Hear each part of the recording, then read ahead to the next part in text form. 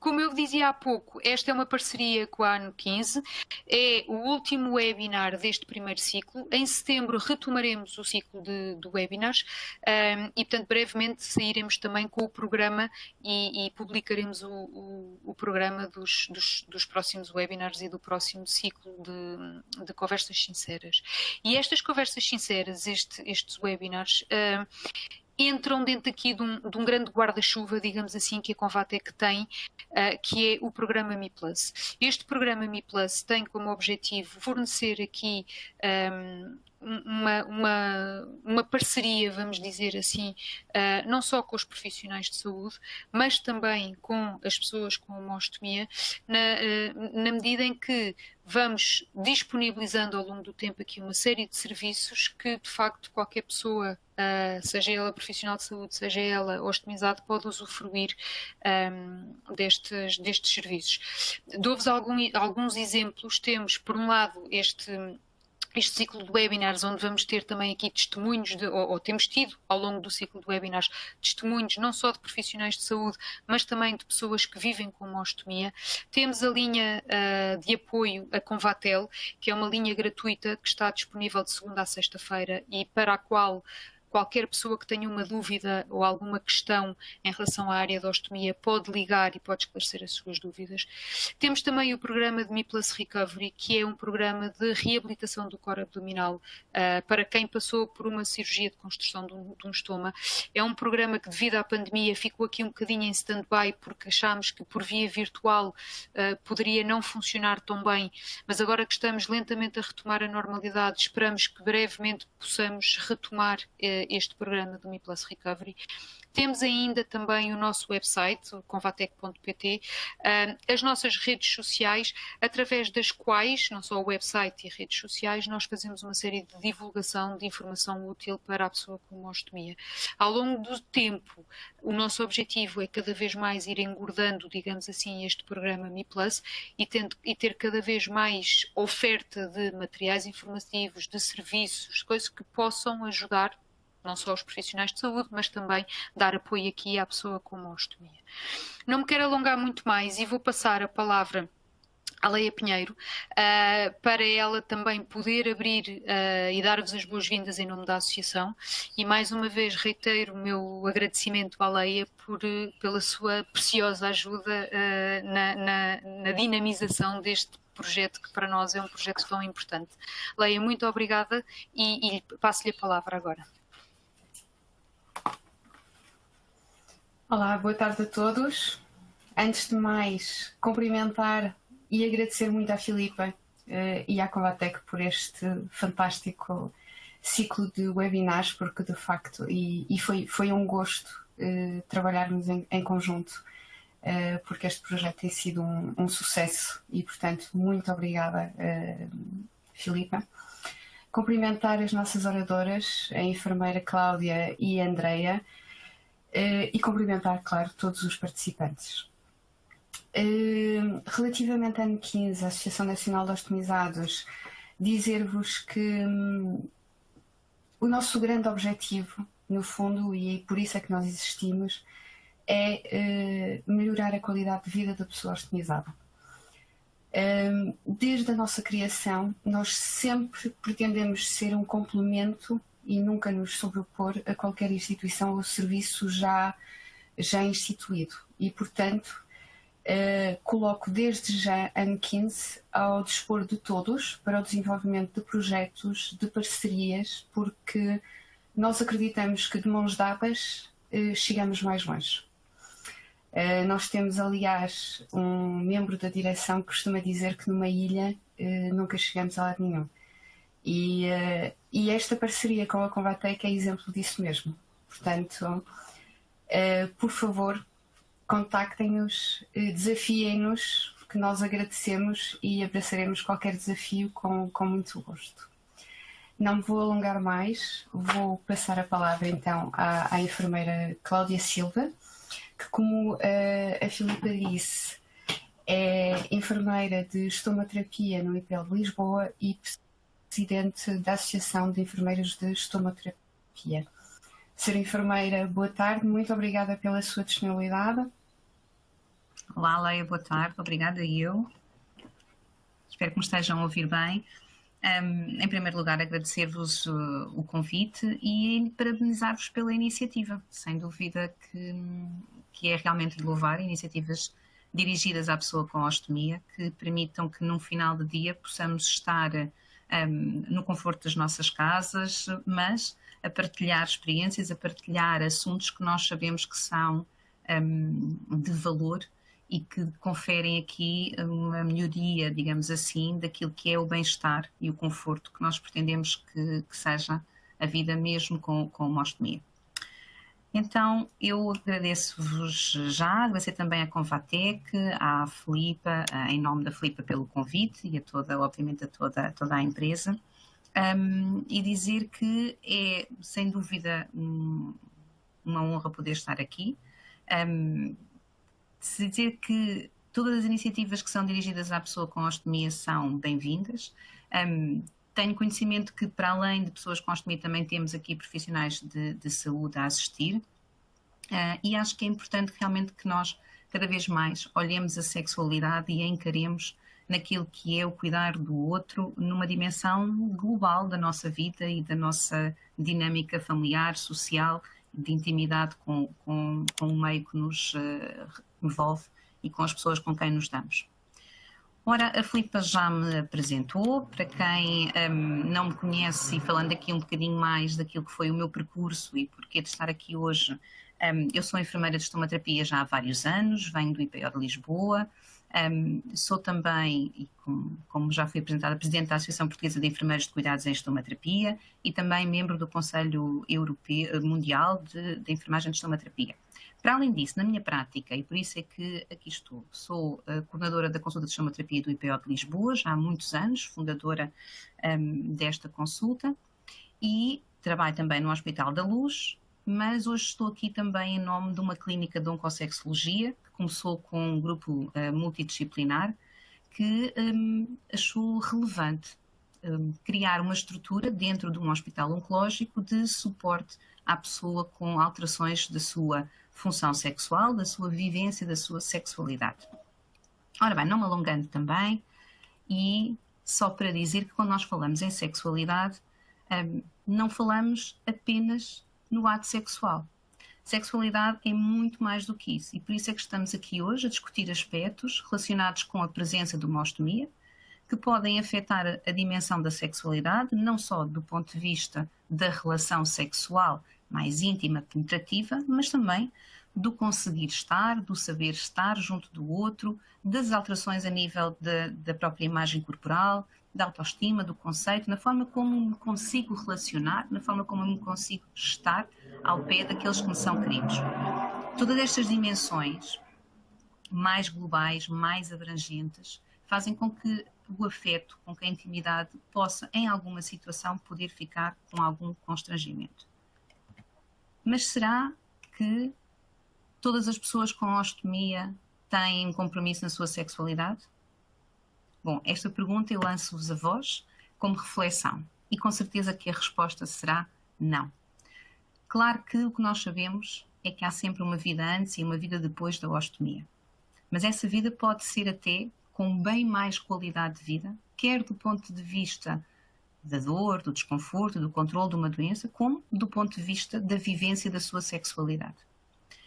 Temos muitos testemunhos, e eu que faço a consulta de estomaterapia há largos anos e a consulta de oncosexologia também há 10 anos, tenho obviamente relatos e testemunhos de pessoas que conseguiram ultrapassar estas questões de diferença da convivência com uma ostomia, da diferença do que era antes para o que é agora, com a sua capacidade de adaptação, de ajuste, de desenvolvimento de novas estratégias que permitem viver com a mesma qualidade, com o mesmo bem-estar, com as mesmas relações, mas sujeitas apenas a uma alteração do ponto de vista da sua adaptação, um cuidar diferente.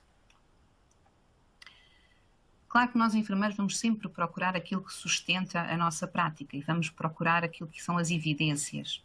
E a evidência na área da sexualidade, uma sexualidade na pessoa com uma ostomia, diz-nos que há realmente alterações quer do ponto de vista da função, porque existe uma perda do controle do funcionamento, e estamos agora a falar nas ostomias intestinais. Este estudo foi feito em pessoas com ostomias intestinais e, portanto, há uma perda do controle do funcionamento intestinal. Há questões que podem levar a constrangimentos, a maiores inseguranças, como as fugas, os sons, os cheiros, mas também existem alterações da dinâmica profissional, social, muitas vezes com questões laborais que têm que ficar alteradas, nomeadamente as baixas que são necessárias nos períodos de cirurgia, de recuperação, mas também algumas reformas antecipadas, algumas alterações do ponto de vista daquilo que são os papéis que cada um de nós tem na sociedade, na família, nas suas relações. Dependendo de pessoa para pessoa e a sua capacidade, e vamos ver à frente que existem várias dimensões que fazem com que nós possamos ter maior ou menor impacto daquilo que é a presença de uma ostomia, nós temos alterações possíveis a nível da autoestima e da autoimagem. Portanto, estão estudados fatores que fazem com que a sexualidade ou possa ser vivida de uma forma diferente com a presença de uma ostomia. Então, resumindo aqui um pouco aquilo que nós estamos a dizer. A presença de um estoma pode gerar insegurança, existe sempre uma alteração no corpo, uma alteração que foi imposta, que pode ser desejável ou não, dependendo da situação que levou ao agravamento, e que pode também condicionar a uma autoestima, a uma alteração da autoestima. Se nós pensarmos também nas questões laborais, de emprego, da mudança do papel social, que há pouco estava a abordar, nós podemos ter aqui também questões a nível familiares. Familiares na mudança do papel, alguém que fica desempregado e que quer o sustento, alguém que tem um papel mais proeminente e que fica mais dependente naquilo que é a dinâmica familiar. E depois temos aqui um aspecto muito importante, que nós, cuidadores, nós enfermeiros que somos facilitadores neste processo de aquisição de competências, temos que ter sempre em mente, que é a presença de um cuidador. Um cuidador muitas vezes é essencial, fundamental, quando temos alguém com uma dependência, uma incapacidade de executar qualquer cuidado individual, nomeadamente, na área da ostomia, uma incapacidade de fazer a substituição do seu dispositivo, de fazer um recorte, de fazer uma higienização correta. Nós podemos precisar de um cuidador, mas temos que ter sempre atenção que ao envolvermos um cuidador, estamos aqui a mudar o papel que esse cuidador, quando o cuidador é o cônjuge, quando é o cuidador que partilha a intimidade, nós vamos sempre estar aqui presentes com uma alteração do papel que existe entre estes dois intervenientes. E, portanto, sim, cuidador, obviamente, quando é necessário, envolver uma outra pessoa nos cuidados, mas sempre que possível, o treino da autonomia, sempre que possível, preservar a imagem do corpo, do papel, daquilo que é a dimensão do corpo erótico. Eu tenho o direito de o meu corpo ser desejado pelo outro e não ser um objeto de cuidado do outro. E então, depois leva-nos à performance, porque também sabemos que existem situações em que estamos muito bem resolvidos com todas as dimensões emocionais, com todas as relações, as dimensões relacionais que temos com o outro, com o nosso corpo, com a nossa imagem, mas temos limitações do ponto de vista físico que ficam alteradas devido à cirurgia, não precisamente pela presença da ostomia, mas que, coincidente da mesma cirurgia, fazem com que, paralelamente à vivência com a ostomia, nós tenhamos alterações do ponto de vista dos órgãos genitais que permitem um contacto mais íntimo, um contacto penetrativo e que, portanto, do ponto de vista da performance sexual, possa haver aqui alterações. Porquê é que nós temos estas dimensões tão alteradas? E porquê é que nós estamos a falar de sexualidade? Porque a sexualidade é aquilo que confere a nossa expressão sexual. E esta expressão sexual, na presença de uma ostomia, podem ter então estas três dimensões na qual possa ficar alterado. Alterações morfológicas, é o que nós chamamos quando existem alterações físicas, orgânicas decorrentes da cirurgia. Alterações da imagem corporal e da função.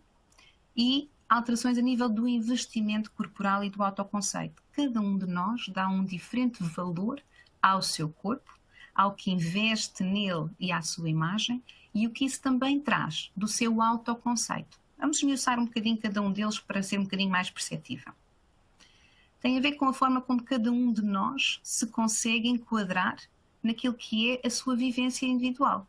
quer do seu processo de vida, do desenvolvimento pessoal, quer da sua faixa etária, do seu percurso, das vivências que teve ao longo da vida. Então, as alterações morfológicas. Vamos começar por aqui. Aquelas que causam malfunção sexual. Decorrente da cirurgia, e eu trago aqui estes bonecos, nós podemos ver que as cirurgias intestinais, portanto o reto, que é a parte aqui do intestino, está na parte final e que muitas vezes leva à criação ou uma patologia, uma doença nesta zona pode levar à criação das colostomias e das ileostomias, nós temos que o reto coladinho à área da vagina, isto numa mulher que é a primeira imagem que eu vos estou a mostrar.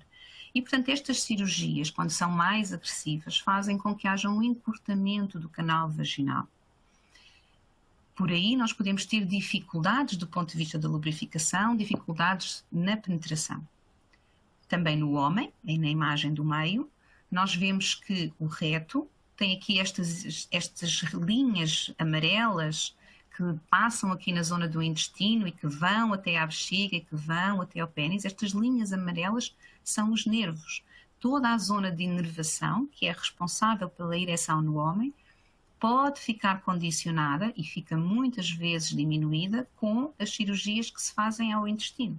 Portanto, nós temos aqui, do ponto de vista orgânico, motivo e justificação para termos alterações do ponto de vista da função sexual. Nesta última imagem, só para mostrar, aqui também a bexiga, isto no caso do homem também, coladinha à próstata, e portanto quando há necessidade de fazer uma ostomia de eliminação urinária, por necessidade de remover a bexiga, a próstata habitualmente é removida também simultaneamente. Portanto, temos aqui também alterações do ponto de vista da função sexual masculina. Se não tivéssemos um homem e tivéssemos uma mulher, ao retirar a bexiga, e voltando aqui à primeira imagem, em que temos aqui a bexiga a verde também, nós vemos que a bexiga também fica coladinha à vagina. Portanto, ao retirar a bexiga, também parte da vagina iria ser removida, o que faz com que também se derivem daqui alterações do canal vaginal, da profundidade e da elasticidade destes tecidos. Então, as cirurgias já percebemos que causam aqui dificuldades. Dificuldades que podem ser transitórias e que melhoram conforme o tempo for passando, conforme estes nervos e estas cicatrizações se forem desenvolvendo, e nós chamamos isso a reabilitação da cirurgia, mas que muitas vezes também não melhoram espontaneamente e precisamos de ter aqui depois algum ajuste, algum apoio para conseguir facilitar estes processos e garantir que se consegue retomar a função dos órgãos sexuais depois das cirurgias. Muitas vezes há dor, outras vezes há sangramentos, outras vezes há muitas inseguranças, no sentido de como é que eu vou vivenciar daqui para a frente esta minha diferença. Bom, com muito apoio e com aquilo que nós chamamos a capacidade de nos reconhecermos a nós próprios com os nossos valores, com o nosso valor em si como pessoa e com as estratégias adaptativas que se vão desenvolvendo ao longo destas vivências. Temos pessoas que não conseguem ultrapassar e têm dificuldades com a sua imagem corporal, com a presença do estômago, cuidam, realizam o seu autocuidado, sem constrangimentos, estão adaptadas à situação, mas que têm dificuldades na aceitação, no olhar o corpo e reconhecer-se com algo que lhe foi criado, algo que lhe foi imposto. E todas estas questões a nível das dificuldades de aceitação da imagem do corpo fazem com que, do ponto de vista da sexualidade, da sua expressão sexual, a pessoa fique com dificuldades de expor, de relacionar e com as inseguranças que vão surgindo. O autoconceito é um tema muito interessante de se ver, porque enquanto que nós habitualmente nos vemos um bocadinho pelo olhar do outro, o que é que alguém pensa de nós, se acha que estamos bonitos, se nos dá um elogio, se nos dá ou se nos dá a entender que temos alguma coisa de diferente, o autoconceito é muito por nós e que só nós é que o conhecemos. É a forma como nós priorizamos aquilo que nos acontece na vida. É a diferença entre alguém que perante a mesma situação tem um olhar mais pessimista e o outro tem um olhar mais positivo. mais facilitador, mais de tomada de decisão. E é aqui que reside a grande diferença, como cada um de nós olha para si próprio, que valor é que cada um de nós dá às perdas e aos ganhos que vamos tendo ao longo da vida. E claro que sim, quanto melhor for o nosso autoconceito, quanto mais nós nos respeitarmos a nós próprios, nos considerarmos como pessoa, mais fácil é incorporarmos aquilo que são alterações do nosso corpo, da nossa vida, mas que conseguimos sempre diminuir o seu impacto à luz daquilo que nós como pessoa representamos. Claro que este autoconceito varia imenso de pessoa para pessoa. E nós temos pessoas nas quais o papel sexual domina o seu autoconceito. E quando esse papel sexual fica alterado, nós percebemos que há aqui uma dimensão e um impacto muito significativo na vivência e na expressão da sexualidade dessa pessoa. Por exemplo, quando a relação, no nosso autoconceito, a relação social, o estar com os outros, o ser valorizado pelos pares, pelos familiares, é a dimensão de maior relevo, quando existe um compromisso deste papel, então ele vai tomar uma dimensão e um impacto muito significativo. Okay? Cada um de nós tem no seu estado, na sua forma de se relacionar com os outros, formas diferentes de se sentir e com isso também de se exprimir sexualmente. Bom, e para além de nós pensarmos na pessoa que tem a ostomia, na pessoa que vive, pensamos também no outro, no cuidador. Muitas vezes a pessoa que tem uma ostomia consegue dar este passo, ultrapassar estas dificuldades, constrangimentos, domínios, dimensões mais emocionais e mais de insegurança, mas temos um parceiro com quem se partilha a intimidade que não conseguiu ultrapassar, por exemplo, aquilo que falávamos há pouco do papel de cuidador, porque as imagens, as sensações, os sons, os cheiros estão presentes. E isto faz com que nós tenhamos que ter aqui um papel muito importante no futuro, que é garantir que esta alteração não é sistemática, que nós conseguimos trabalhar a confiança, o domínio, a autonomia de cada um de nós, de cada pessoa que tem uma ostomia, no sentido de lhe dar as ferramentas para ser independente e ser autónomo.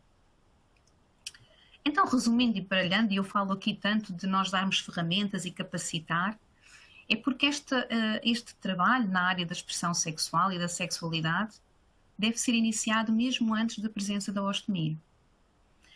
A informação, o direito de saber o que vai ficar diferente, o direito de saber o que pode esperar, a forma como é comunicada, a forma como nós conseguimos que a informação chegue ao outro lado, é muito importante. E comunicar também quem está proposto para uma ostomia, aquilo que sente, as suas dúvidas, os seus receios e as inquietações no sentido daquilo que vai ser o seu futuro. De forma a que nós consigamos prevenir. E prevenir é, por exemplo, quando estamos a fazer um tratamento de radioterapia, antes da cirurgia, poder fazer técnicas para prevenir que haja aqueles tais constrangimentos, por exemplo, a nível vaginal.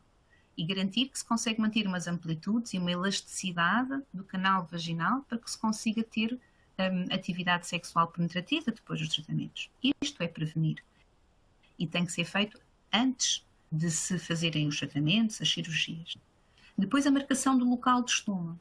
Eu gostaria muito de vos perguntar se as pessoas que têm ostomia que estão aqui a ouvir, todas tiveram o seu local de marcação do estoma realizado, porque se nós conseguirmos que o estoma fique numa área em que não haja um constrangimento na adesividade, garantidamente nós vamos melhorar muito aquilo que é o autocuidado, aquilo que é a expressão da sexualidade do ponto de vista das capacidades que a pessoa tem de se autocuidar, de se mostrar ao outro e de conseguir ocultar os seus dispositivos ou utilizar estratégias que possam minimizar o impacto do funcionamento da ostomia.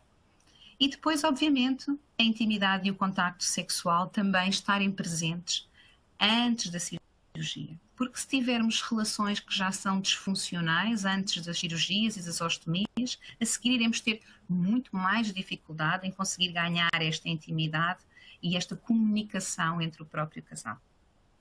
Então, depois da ostomia, e lembrando aqui aquela questão do cuidador tão importante que nós, na área da sexualidade, temos que pensar sempre no outro, porque nós somos sexuais ou exprimimos a nossa sexualidade para com outra pessoa, para quem nos está a ver, para quem nos estamos a relacionar, quem está do outro lado. Eu gosto de me apresentar de uma determinada forma, porque é assim que eu me sinto bem perante os outros. Então, trabalhar a autonomia, trabalhar o autocuidado, capacitar, treinar, garantir que quem está do outro lado investe também no seu corpo e na sua parte emocional.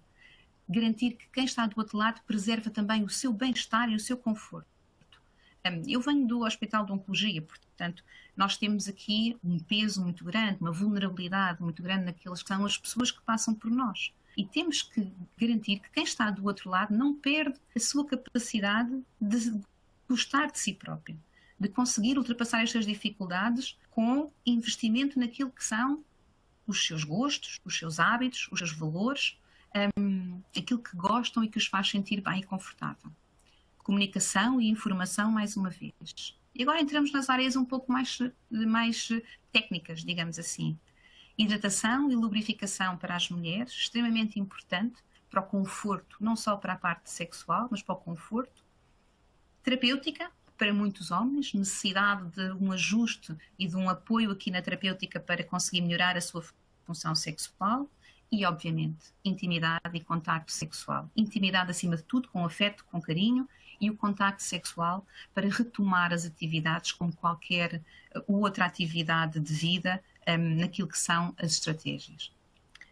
Dentro do autocuidado, na forma como se cuida de si próprio, o que é que podemos ter de estratégias? Bem, podemos ter dispositivos que sejam mais discretos, dispositivos que sejam mais pequenos e que possam, a nível da expressão da sexualidade, estarem mais ajustados ao corpo, não serem tão visíveis, conseguirem ser facilmente ocultados por uma roupa interior, por uma roupa mais justa, poder vestir um vestido mais elegante quando se vai a um evento, quando se sai, quando se vai visitar alguém, poder utilizar uma roupa mais confortável e ao mesmo tempo mais elegante. Portanto, termos aqui formas de conseguir gerir nos próprios dispositivos algo para situações de maior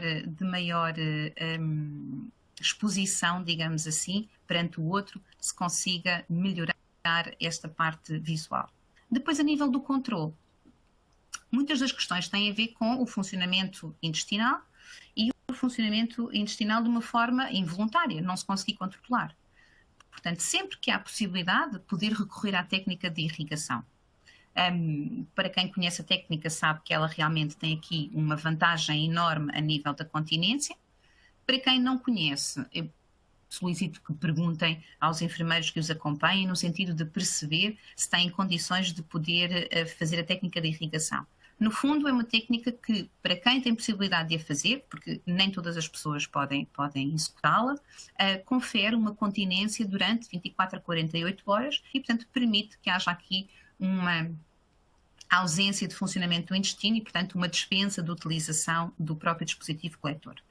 Mas também nós temos, por exemplo, umas saquetas gelificantes, que são ferramentas que podemos utilizar. Imaginemos que alguém que tem uma ileostomia ou que tem uma colostomia com umas fezes um pouco mais semilíquidas ou mesmo uma urostomia, em que em determinadas situações, para fazer o seu exercício diário, para sair com amigos, para ter relações sexuais, possa querer que o conteúdo do efluente, portanto, daquilo que sai do intestino ou da derivação urinária, fique gelificado dentro do saco e que não balance no dispositivo. Portanto, são algumas ferramentas que estão ao dispor e que vocês podem sempre solicitar informação sobre elas, se faz ou não sentido poderem utilizar. Depois, para mecanismos de ocultação. Muitas vezes nem é o funcionamento do intestino que está aqui em casa, é mesmo a presença do dispositivo. É eu saber que o outro vai ver que eu tenho algo diferente, vai ver um saco, vai ver um dispositivo no meu abdômen. Então, as estratégias passam sempre por ocultação. Tentar através das roupas interiores, tentar através de uns acessórios mais apelativos, que que existem e que estão disponíveis, existem vários sites na internet. Claro que nós agora vivemos de tecnologias e, portanto, existe já ao dispor informação. E muitas vezes nem precisamos de adquirir no estrangeiro, porque estes sites são todos internacionais, mas precisamos tirar ideias, perceber de que forma é que se pode usar algo ou como é que se faz diferente para garantir aqui uma maior segurança e conforto. E a preparação do ambiente. E quando eu falo em preparação do ambiente, falo não só do ambiente à nossa volta, e aqui já podem ver um ambiente que está preparado para a intimidade, e obviamente que é excessivo esta preparação, não é disso que estamos a falar, é sim preparar o ambiente naquilo que nos traz conforto. Se eu tenho dificuldades na minha exposição, então eu vou trabalhar com a luz. Eu não quero muita luz no quarto. Se eu tenho dificuldade porque tenho medo do odor, então eu posso pôr umas velas no meu quarto para dar um odor diferente. Uma aromaterapia, que nós chamamos. Portanto, existem formas de nós conseguirmos preparar o ambiente físico de forma a que consigamos ter segurança.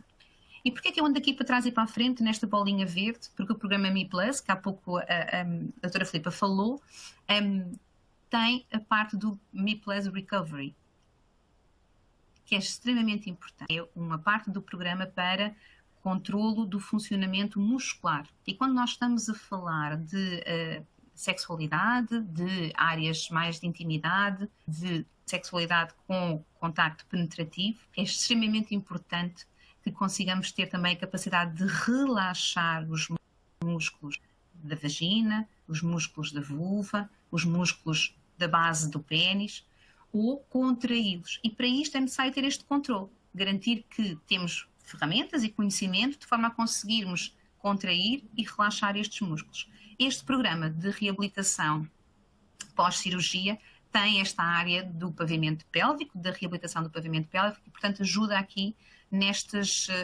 ferramentas necessárias.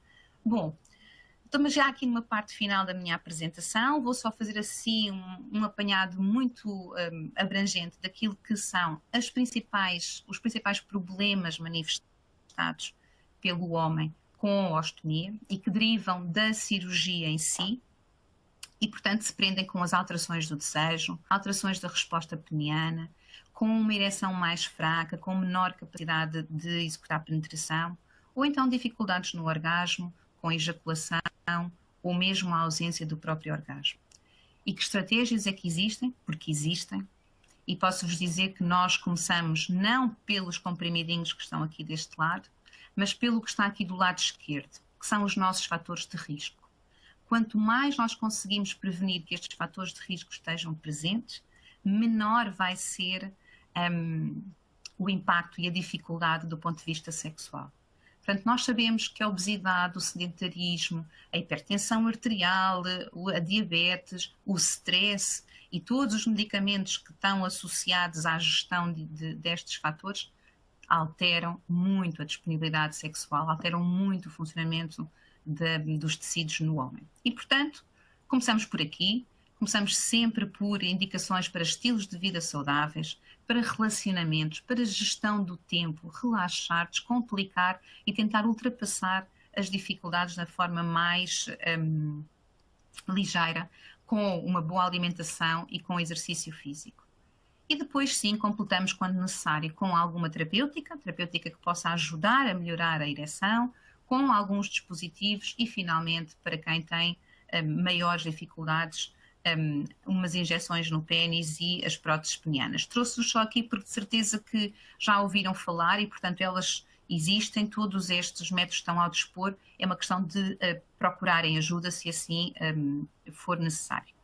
Na mulher, depois as nossas questões têm a ver com a fertilidade, com a diminuição ou ausência do desejo sexual, a iniciativa de alterações da excitação, que condicionam muito as alterações também da lubrificação, dor ao toque, dor à penetração e a ausência de orgasmo. Também na mulher existem várias estratégias. E a mulher, nós sabemos que muitas vezes aqueles papéis todos que falámos de uma forma inicial condicionam o stress de ter que dar resposta a tanta coisa ao mesmo tempo, a ansiedade, a vivência da doença, muitas vezes leva também ao isolamento e à depressão, e faz com que também aqui exista já uma carga de medicação que faz com que toda a disponibilidade orgânica e emocional para a atividade sexual também possa ficar alterada. Então também na mulher nós começamos sempre pelas medidas de bem-estar. Bem-estar consigo própria, bem-estar do ponto de vista orgânico, uma alimentação saudável, com o exercício físico tão importante para que, do ponto de vista emocional, haja disponibilidade para as interações, e a parte relacional. Nós, mulheres, somos muito de relação, somos muito de estar com os outros, somos muito de partilhar e, portanto, vamos evitar estes isolamentos e vamos evitar as questões que alteram o nosso bem-estar e que alteram o nosso conforto. E depois promover, obviamente, a comunicação sexual. Agora chegamos às partes mais técnicas. Hidratação, sim. Todas as mulheres com ostomia ou sem ostomia, a partir da menopausa, deveriam fazer hidratação vaginal, de forma a que os tecidos mantenham a sua elasticidade, mantenham a sua textura e que não sofram com o processo de envelhecimento habitual. Para além disso, nas situações em que já há necessidade, então, usar-se a lubrificação para garantir que não há atrito, que não há dificuldade na penetração pelo homem ou pelo casal. E quando houver necessidade, também numa fase já avançada daquilo que é a nossa intervenção, a necessidade de fazer dilatações vaginais. Para quem não fez aqueles programas que falava há pouco, da prevenção da estenose vaginal, prevenção daquilo que são as consequências de alguns tratamentos e de algumas cirurgias, existem programas de dilatação vaginal para melhorar a amplitude e a elasticidade dos tecidos. São ferramentas que estão disponíveis para quem quer melhorar aqui a sua performance também. O slide, que é o meu último slide, diz aqui o que é que todos eles têm em comum. Okay?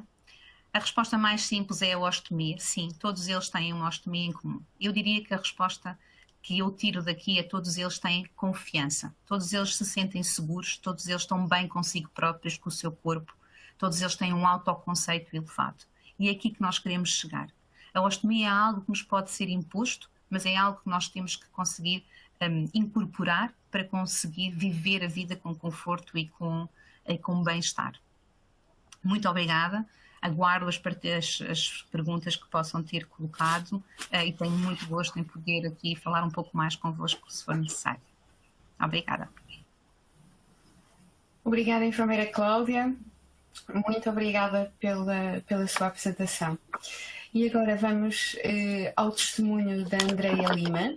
A Andreia tem 27 anos, é ostomizada há 4 anos, no seguimento de uma doença inflamatória intestinal. Antes de dar as boas-vindas à Andreia, relembrar que temos o chat à vossa disposição. Não hesitem em colocar questões, quer relativamente à apresentação da enfermeira Cláudia, quer questões diretamente para a Andreia. Andreia, boa tarde, obrigada pela tua disponibilidade de estar connosco. Boa tarde. Obrigada eu pelo vosso convite. É muito importante para mim estar aqui hoje e dar também a minha participação, também em nome de todos os ostomizados, porque de facto é um assunto um bocadinho tabu e que é necessário desmistificar. E por essa mesma razão, muito, muito obrigada tanto à Leia como à Filipa pelo convite. Obrigada a nós, obrigada a nós. Andreia, portanto, como eu dizia, tu és ostomizada na sequência de uma doença inflamatória intestinal. Perguntar-te se podes partilhar connosco um bocadinho o que é esta doença e como é que surge a ostomia no teu percurso. Então, neste caso, eu tenho uma colite ulcerosa desde os meus 18 anos e é uma doença inflamatória intestinal crónica, autoimune, que no meu caso afeta a parte mais interna da parede do cólon e do reto. Neste caso, afetam o intestino grosso até ao ponto de o mesmo ser retirado na totalidade. Ok. Eu julgo saber que foste tu que tomaste a decisão de ser ostomizada, certo? Sim, sim, sim, exatamente. Antes de o ser, eu sei que tinhas alguns problemas, portanto, tu ias com muita frequência à casa de banho e penso que, no fundo, a ostomia acabou por trazer qualidade de vida nesse aspecto. Mas perguntar-te, quando tu tomaste a decisão de ser ostomizada, tu foste levada pelo aquele desejo de parar com essas idas constantes à casa de banho, ou tu ponderaste todos os aspectos da tua vida, inclusive esta questão da intimidade? Portanto, no fundo, foi uma decisão ponderada ou foi mergulhar de cabeça? Como é que eu ia dizer? Eu já estava. A minha doença sempre esteve muito ativa e nunca me deu muitas tréguas, pelo que o meu estado estava a avançar muito rapidamente e estava a ficar debilitada a todos os níveis, quer psicológicos, quer físicos, ao ponto de eu já estar refém da minha própria casa, ou seja, já não conseguia sair para fazer absolutamente nada. E nesse momento, apesar de eu ter ainda terapêuticas para experimentar e não ser a cirurgia uma opção por parte médica, eu já estava num desespero tão grande que eu não pensei em mais nada, não pus nada em cima da mesa, ou seja, o que é que vai ser da minha vida íntima, o que é que vai ser da minha vida desportiva, se caso tivesse, ou seja, absolutamente nada. Eu atirei-me de cabeça, eu queria apenas recuperar a minha vida. Naquele caso, o que mais me fez tomar a decisão foi porque eu tive de deixar de trabalhar, e isso sim mexeu muito comigo psicologicamente. O facto de me proibirem de trabalhar, de eu não ter essa possibilidade, então eu acho que não pensei em mais nada a não ser nos meus objetivos futuros. Ter a minha casa, ter um trabalho, ter o meu carro, foram mais esses pontos que me fizeram ir em frente, sem pensar muito. Ok. E então, tendo em conta que não tinhas pensado sequer na tua parte íntima, depois de seres ostomizada, no fundo, a tua imagem é alterada, não é? A ostomia é uma mutilação, como nós sabemos. Como é que tu encaravas a hipótese de voltar a ter uma vida sexualmente ativa? Como é que tu encaravas precisamente esta questão do corpo, esta questão da autoimagem, e depois como é que aconteceu na realidade? Mais uma vez, eu não pensei em nada disso. Ou seja, quando fiquei ostomizada, e eu tive muito tempo no hospital, portanto eu tive muito tempo para pensar em tudo. Eu tive 6 meses de internamento contínuo, ou seja, durante esse tempo eu não queria pensar, eu queria era recuperar a minha vida e sair de lá rapidamente, e não pensei no chegar cá fora. Ou seja, quando me foi dada a alta definitiva, foi um choque, aí sim, porque eu não estava preparada para estar cá fora. E o facto de ter um companheiro na altura, e no hospital me ter sido dito pelos profissionais de saúde que haveria uma grande probabilidade de eu ficar sozinha após a ostomia, aquilo fez-me um bocadinho de confusão, confesso. Eu perguntava porquê, e muita gente dizia que era devido a muitos fatores, nomeadamente a minha autoestima, também os medos do parceiro quanto a mim, não é? Quanto à minha nova condição. Mas eu não pensei muito nisso, eu falei com ele abertamente sobre isso.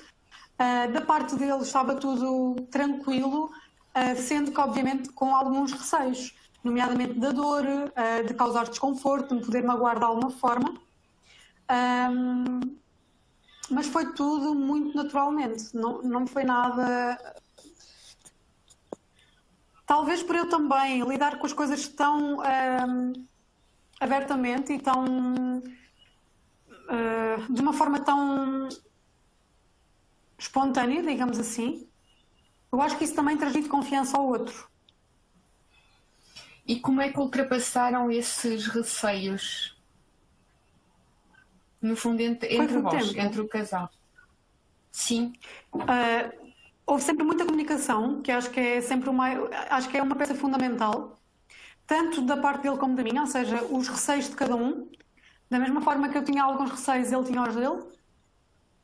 E depois é tentarmos ao máximo não só haver compreensão parte a parte, mas tentarmos fazer uma vida em conjunto e não individualmente. ok. Portanto, no fundo, acabou por ser uma intimidade construída um bocadinho do zero, se entendi bem. Acabou por ser reconstruída um bocadinho do zero, limando umas arestas aqui e ali, certo? Sim, sim. Apesar de que lá está, foi tudo muito natural. E talvez também pelo facto de eu me sentir confortável nesta minha nova condição. Olha, e já agora fazendo aqui um bocadinho uma junção com a apresentação da enfermeira Cláudia, ela falava na questão do papel do cuidador. Perguntar-te se o teu parceiro, se foi teu cuidador ou se ele foi mantido à margem dos teus cuidados. Não, então, eu sempre fui a minha cuidadora, desde a altura do hospital e quando saí também. Nunca tive ninguém que fizesse os cuidados para além de mim mesma. Sendo que no hospital ele quis ver e quis perceber como é que tudo funcionava caso alguma coisa fosse necessária e por alguma razão eu não conseguisse agir sozinha, por exemplo. Exato, mas acabou por ser só uma vez, não é?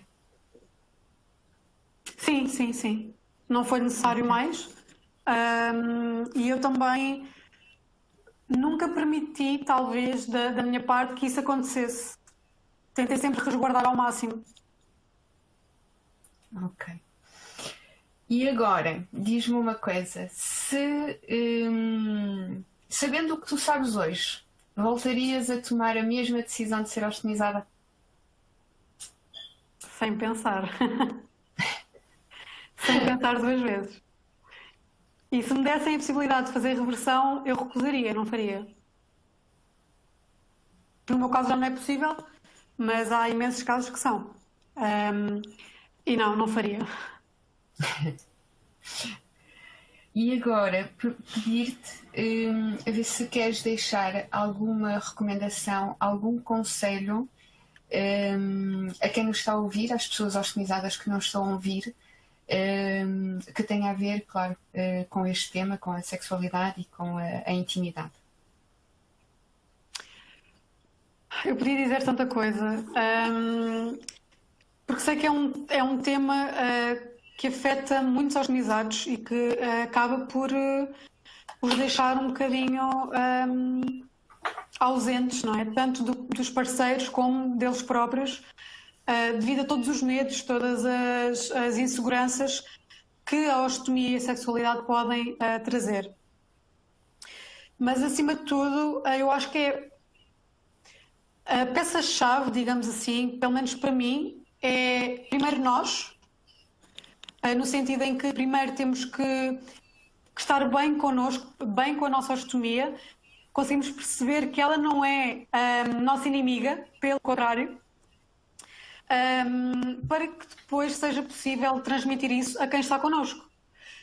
E isso também transmite ao outro uma confiança que vai ajudar em toda a relação, quer física, quer pessoal. E como a enfermeira Cláudia disse muito bem, a sexualidade não se fala só de penetração. É todo um conjunto de situações que têm que ser trabalhadas e que podem fazer de facto a diferença. Concordo contigo em absoluto. Esta questão de estar bem resolvida, e eu própria senti isso na pele, e precisei de facto de estar bem resolvida com o meu corpo para poder depois avançar para outras situações. Exato, mas mesmo assim, mesmo que não estejamos satisfeitas e que a nossa autoestima não esteja propriamente bem, e mais uma vez, como a enfermeira Cláudia disse muito bem, há muitas formas de tentar contornar isso. para que tenhamos mais confiança. Às vezes basta o dispositivo estar bem colocado, basta termos uma roupa que nos sentimos, que faça-nos sentir bem, poderosas, sensuais. E isso é possível e ajuda imenso para a nossa confiança e que faz toda a diferença e que para mim também me ajudou. Portanto, eu acho que não é anular o facto de eu tenho uma ostomia, já não vou ter mais relações sexuais, já não vou conseguir dar a ninguém, ou seja, permitir-me ter relações com alguém, mas é trabalhar o eu e a ostomia primeiro para que isso seja possível. Obrigada, Andreia. Obrigada.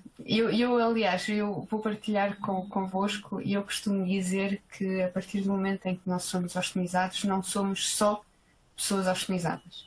Continuamos a ser mulheres, homens, Exatamente. profissionais, filhos, pais, se for o caso, com uma particularidade extra, que é a ostomia. Exatamente. Olha, Tal e qual. muito obrigada pelo teu testemunho, muito obrigada mesmo por falar de uma forma tão aberta, porque nós sabemos que este tema ainda é muito tabu e ainda há muitas dúvidas sobre a sexualidade depois da ostomia, portanto, muito, muito obrigada. Sim. Obrigada eu. Muito obrigada às três. Eu acho que tivemos aqui uns testemunhos e umas apresentações de uma qualidade extraordinária. A apresentação da enfermeira Cláudia, o mais claro que podíamos ter, de facto, a sua clareza e a sua simplicidade também a falar deste assunto, acho que foi extraordinário. E depois aqui o testemunho da Andreia, que também, desde já, muito obrigada por se disponibilizar a falar de um tema que não é fácil, não acho. Aliás, eu e a Leia, quando programámos este ciclo de webinars, a nossa primeira dúvida foi quem é que nós vamos convidar para falar de sexualidade, porque não há muita gente a dispor-se a dar aqui o seu testemunho sobre esta temática. E à Leia também, obrigada por também dar aqui um bocadinho o seu testemunho, por também conduzir aqui a entrevista com a Andreia, e de facto acho que foi aqui um conjunto de testemunhos e apresentações de muita, muita qualidade. Nós temos aqui algumas questões e, portanto, eu vou começar aqui a fazer as questões. Convido e continuo a dizer que, para quem ainda não tenha colocado as suas questões, que continuam mais que a tempo para as colocar, e portanto vão colocando no chat as questões e nós iremos, à medida que elas vão surgindo, nós iremos esclarecendo aqui as vossas dúvidas. Antes das questões, uma série de comentários a agradecer os testemunhos, o testemunho da Andreia, a agradecer a apresentação da enfermeira Cláudia, que de facto temos tido aqui de facto muitos testemunhos de pessoas que gostaram muitíssimo destas apresentações. Ora bem, a primeira, se calhar não tanto uma pergunta, mas um comentário em que aqui o Luís, olá Luís, e obrigada mais uma vez por estar aqui connosco, que refere que a consulta de oncossexologia deveria estar em prática e disponível em todo o país. E se calhar, eu também aproveito e direciono aqui um bocadinho uma questão que eu tinha para a enfermeira Cláudia, se realmente esta consulta de oncossexologia se está difundida na maioria dos hospitais, se tem esta informação, e não estando, se costuma recomendar e em que ponto é que costuma fazer esta recomendação, se é que a faz, do casal ou inicialmente a pessoa com uma ostomia e depois eventualmente em casal, de recorrerem à terapia para conseguirem ultrapassar uma eventual dificuldade que tenham na sua intimidade. Ora então, obrigada pela pergunta, Luís, agradeço desde já, porque é muito importante realmente nós falarmos nestes aspectos. O IPO de Lisboa em 2008 criou a sua consulta de oncossexologia. Criou primeiro um grupo de oncossexologia. E porquê que eu vim buscar aqui esta data? Porque as coisas não surgem por acaso, o que nós sentimos no IPO, e por termos aqui uma responsabilidade, digamos assim, do impacto que os tratamentos que se fazem na área da oncologia têm na vida das pessoas, fez com que alguns de nós refletíssemos um pouco sobre aquilo que era a qualidade de vida a seguir aos tratamentos. Portanto, falávamos em sobrevida, mas que nós queríamos sobrevida com qualidade. E a dimensão da sexualidade era uma das áreas que ficava muito afetada. Então este grupo de profissionais reuniu-se, fez formação e foi tentar perceber o que é que existia. E não existe. Existem, obviamente, consultas da esfera da sexualidade, quer sejam dirigidas ao homem, quer sejam dirigidas à mulher, nas consultas de andrologia ou nas consultas de ginecologia, e também as terapias sexual. Mas a grande diferença nas instituições que podem ser criadas são estes grupos multidisciplinares, em que conseguimos ter vários profissionais a dar uma única resposta e a conseguir comatar aqui, digamos assim, esforços para termos uma maior eficácia na intervenção. Portanto, o grupo de oncossexologia que existe no IPO e esta consulta que eu vos mostrei, da qual eu faço parte, é constituída por médicos, por enfermeiros, nas várias vertentes. Portanto, estamos a falar da área da ginecologia, da urologia, da radioterapia, da oncologia médica, por psiquiatras, por psicólogos, por um endocrinologista. Portanto, nós conseguimos, dentro daquilo que é a nossa avaliação, perceber qual é que é o fator que está aqui a condicionar o problema e dirigir para o melhor profissional deste grupo que possa dar resposta. Se elas existem em mais hospitais, existe no IPO de Coimbra, porque nós fizemos uma parceria com o IPO de Coimbra no sentido de lhes fazer formação e eles vieram a Lisboa a perceber a nossa forma de funcionamento e abriram a consulta já no IPO de Coimbra.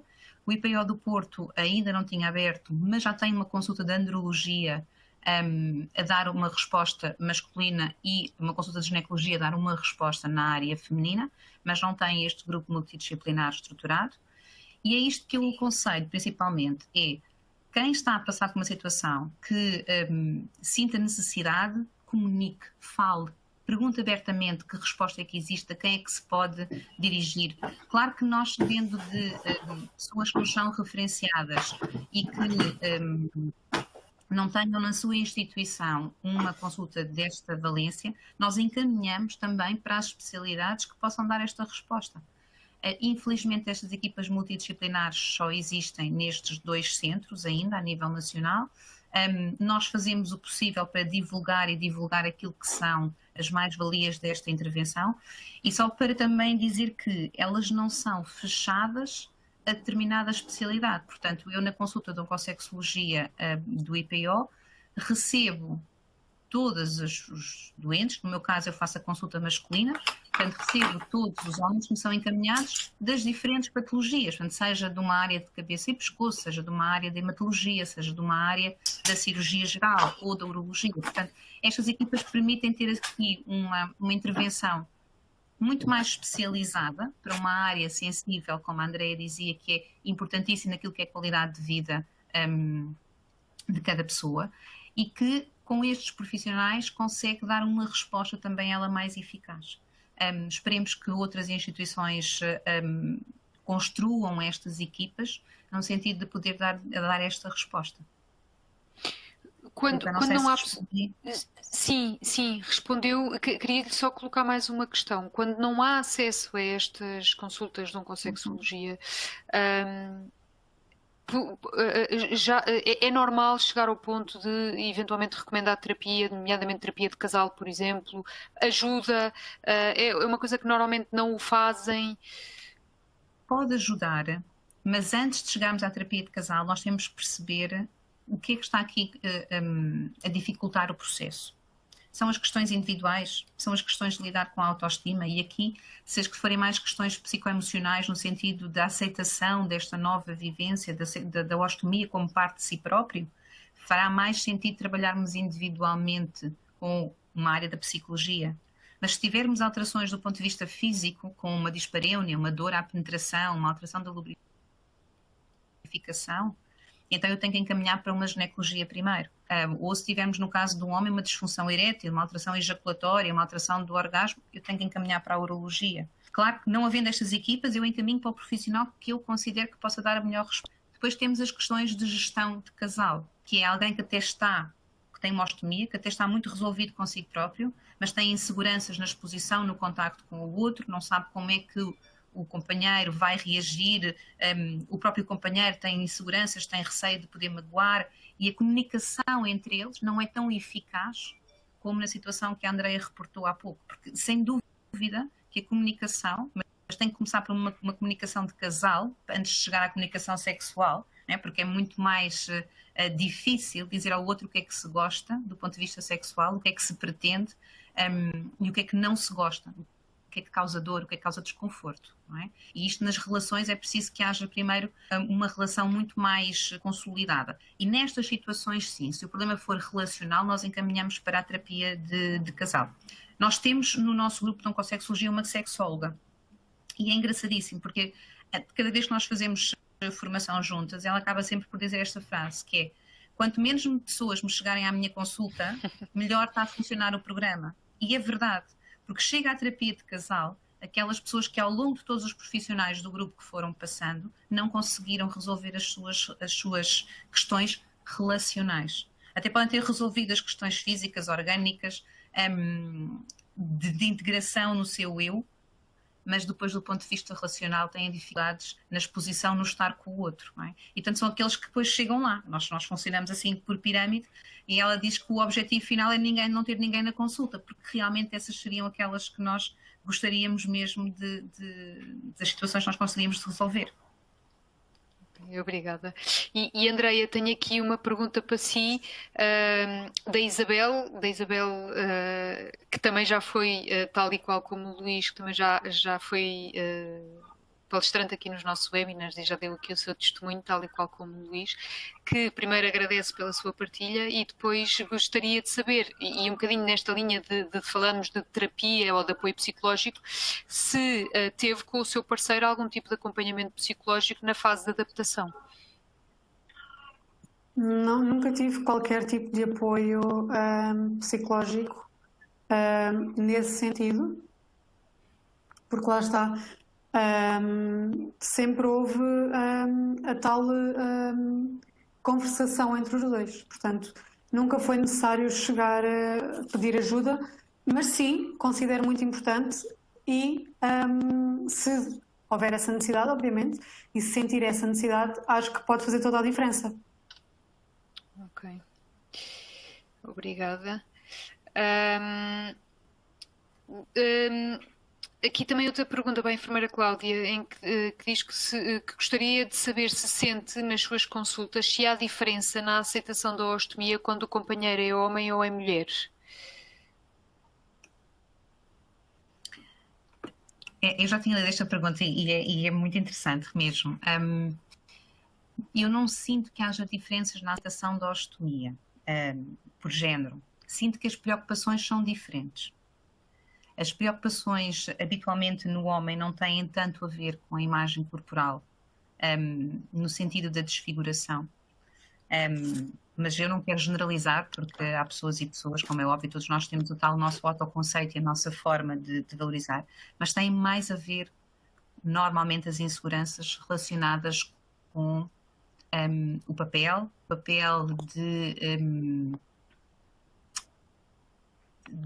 o papel perante os pares, o papel da insegurança ao nível da performance, não conseguir corresponder àquilo que é expectável e àquilo que tenha sido o padrão.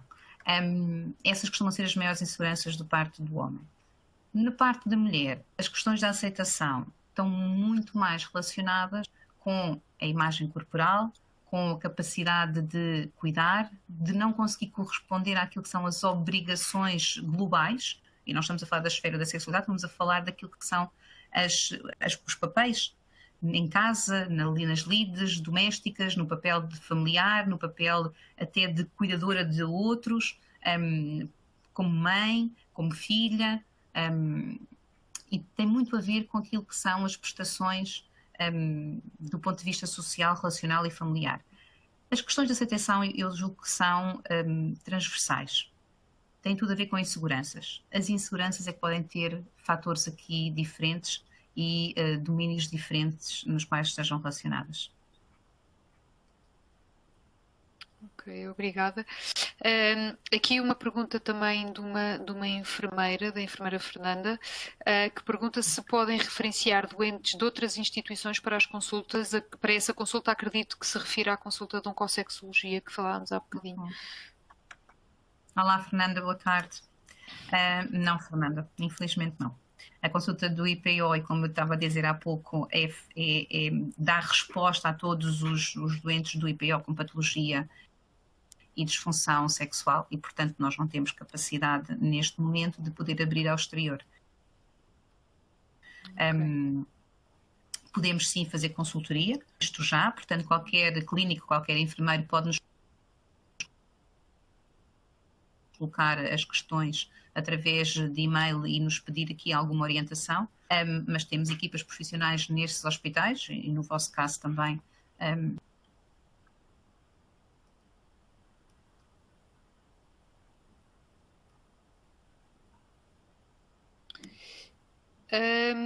Mais uma pergunta, enfermeira Cláudia, também para si, novamente da Isabela. A Isabela é farmacêutica e trabalha numa farmácia de rua, digamos assim, e pede aqui algumas dicas para abordar este tema com os utentes, visto que tem alguma e sente alguma dificuldade em abordar este tema. Bom, olá, boa tarde, Isabel. Isabel acaba por ter um contacto muito direto com as pessoas com ostomia, uma vez desta facilidade do levantamento dos dispositivos nas farmácias, não é? E, portanto, há aqui um conhecimento muito grande da população que tem ostomia da zona e que são clientes, acredito eu, da farmácia. Agora, nós temos que ver que são questões de intimidade, são questões de exposição que muitas vezes requerem um ambiente propício. E se calhar o ambiente de farmácia será mais difícil de haver aqui uma potencialidade de se poder abordar este tema ou de expor. Eu diria aqui que até em paralelismo, como nós nos próprios hospitais, nos serviços de internamento, temos mais reservas e mais dificuldades em conseguir abordar estes temas com maior eficácia, porque a pessoa acaba por fugir e dizer que não tem problemas ou não querer manifestar, porque há uma exposição com os colegas do quarto, nas enfermarias, e portanto não serem locais que sejam... Se tiver condições do ponto de vista físico e intimidade suficiente e confiança suficiente com os clientes, a forma de perguntar é muito simples. Isto vai depender muito de quem esteja do outro lado, não é? Mas perguntar se consegue fazer as suas atividades normalmente, se a ostomia alterou de algum modo a sua forma de estar, a sua vivência. Com perguntas muito mais abertas, nós conseguimos perceber a postura que a pessoa tem perante a interação, não é? E poder dizer sim ou não, estou muito mais limitada e assim, nesse sentido, poder começar a explorar. Eu não vos trouxe aqui, não era o âmbito desta apresentação, mas existem modelos muito próprios de abordagem da sexualidade. O modelo Plicit, se quiserem procurar e dá-nos os passos para nós podermos estruturar estas perguntas e a forma de não ser intrusivo nem ofensivo e ao mesmo tempo dar espaço e permissão para que o outro possa falar, está bem? Mas temos que ter muito bom senso aonde é que fazemos isto, qual o ambiente e se a pessoa se sente confiante e à vontade connosco para poder expor as suas intimidades. Isso é muito importante, nós darmos confiança ao outro de que pode relacionar-se connosco, estar connosco e expor as suas dificuldades, as suas dúvidas, os seus receios. Obrigada, enfermeira Cláudia. Eu tenho aqui uma última pergunta e esta pergunta é minha, esta questão é minha e eu vou colocá-la primeiro à Andreia, mas depois eventualmente pedi à enfermeira Cláudia também que comentasse se isto que eu vou dizer faz aqui algum sentido. Andreia, eu gostaria de lhe perguntar se escolhe o dispositivo que utiliza um bocadinho de acordo com a situação em causa, nomeadamente, por exemplo, para uma situação de intimidade, ou se vai a uma festa e pretende vestir um vestido um bocadinho mais justo, se adapta ao dispositivo e vai escolhendo o dispositivo que utiliza, tal e qual como, por exemplo, todos nós escolhemos o par de sapatos com que vamos correr, ou com que vamos a uma festa, ou com que vamos para a praia, por exemplo. Tem esta possibilidade ou esta facilidade em se adaptar a diferentes tipos de dispositivo consoante a situação em que se encontra, ou não o faz e utiliza sempre o mesmo dispositivo independentemente da situação? Então, eu já experimentei um bocadinho, ou seja, já experimentei vários dispositivos. Não utilizo sempre o mesmo. Há alturas em que eu sinto que tenho mais necessidade de utilizar um dispositivo e outras alturas em que eu sinto que tenho necessidade de utilizar outro tipo de dispositivo. Se nos referirmos à atividade sexual ou a ir sair e querer uma roupa mais justa, não faço qualquer tipo de escolha a nível de dispositivo. Utilizo o meu normalmente, apenas tenho mais cuidados, nomeadamente no despejo, na higiene, na boa aplicação do mesmo, para que não exista nenhum constrangimento associado. Ok, obrigada. Enfermeira Cláudia, acha que faz algum sentido posicionar aqui ou dar esta ideia de que é possível utilizar um dispositivo consoante o tipo de atividade que nós vamos fazer, ou é mais recomendável que a pessoa se adapte a um tipo de dispositivo e utilizar esse dispositivo para todos os tipos de situação? Verdade que nós podemos ter, não é? Há que ter aqui um bom senso e há que principalmente perceber porque é que determinado tipo de dispositivo me faz sentido, porque é que se adapta melhor a mim do que outro. Não é? Que condições é que um dispositivo tem de ter para ficar bem no meu corpo, para poder aderir bem, para poder estar. E, perante essas características, eu perceber que liberdade é que tenho para poder, em determinadas situações, usar um de menores dimensões, um com um perfil mais discreto, que me permita poder também utilizar um vestuário diferente. Como deste bem o exemplo dos sapatos, não é? Nós sabemos que os pés são extremamente sensíveis e há quem goste de um determinado tipo de sapatos e outros gostam de outro tipo de sapatos. Mas dentro daquilo que é o nosso estilo de sapato habitual, nós podemos ter alturas em que precisamos de algo diferente. E ter este conhecimento e esta liberdade de saber que no meu dia-a-dia aquilo que me faz sentido é determinado tipo de dispositivo, mas que se eu necessitar para alguma situação de um outro tipo diferente, seja pelo tamanho, seja pela descrição, seja por aquilo que for necessário para nós. Porque lá está, se eu não sentir necessidade, vou com o mesmo tipo de dispositivo que tenho. Não é? Mas em situações tão específicas como um evento em que eu queira pôr uma roupa diferente daquela que uso habitualmente, quando eu quero ir à praia, poder vestir um biquíni ou um fato de banho e sentir confiança de que não vou ter olhos indiscretos a olhar para mim, claro que se eu não tiver problema nenhum e sentir-me bem comigo própria, perfeito, não é? Portanto, isto tem a ver com as necessidades de cada um de nós. Mas se eu não sentir essa minha autoconfiança dessa forma e se precisar de ocultar o meu dispositivo para conseguir estar bem comigo própria, então eu tenho que perceber que ferramentas é que existem, o que é que eu tenho à minha disposição para poder utilizar. E aqui que a individualidade é tão importante e por isso é que nós, quando estamos em consulta e fazemos a seleção e a pessoa opta por determinado tipo de dispositivo, compreende porque é que opta por aquele. Porque assim também já sabe que dentro daquela que foi a sua opção, as características que ele tem e que mais tarde possa eventualmente procurar outro tipo dentro das mesmas características que lhe possa ser necessário em alguma situação. Temos que e quando eu digo culturalmente, falamos na área da ostomia, deixarmos de estar tão formatados ou limitados para determinado tipo de forma de estar e querermos dar esta liberdade, querer dar conforto, querer a tomada de decisão. Eu hoje quero usar isto, mas numa outra determinada situação eu tenho tenho aquele recurso, aquela estratégia, tenho aquela oferta que me pode também ser importante. Claro que tudo isto, desde que não haja alterações da pele, não haja compromisso Claro. com o autocuidado, não haja outras questões que possam levar à insegurança, não é? Mas